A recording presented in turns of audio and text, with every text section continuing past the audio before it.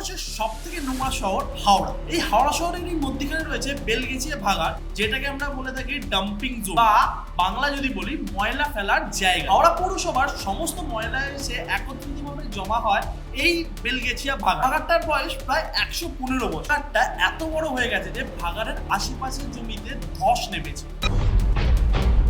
সেই ধসের ফলে সাধারণ মানুষের বাড়ি ভেঙে চুরমার হয়ে গেছে। আপনি যদি ধসের প্রথম দিনের ছবি দেখেন আর ধসের 7 দিন পরের ছবি দেখেন, আকাশ আর পাতালের তফাৎ দেখতে পাবেন। প্রায় 50টা পরিবার তাদের ঘর হারিয়েছে। যেসব পরিবারের ঘর বাড়ি ভেঙে গেছে তাদেরকে এক একটা কন্টেনারে রাখা হবে।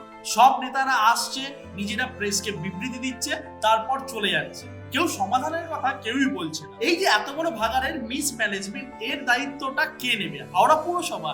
আপনি জানলে অবাক হয়ে যাবেন, 8 বছর হয়ে গেছে হাওড়া পৌরসভার কোনো বোর্ড নেই।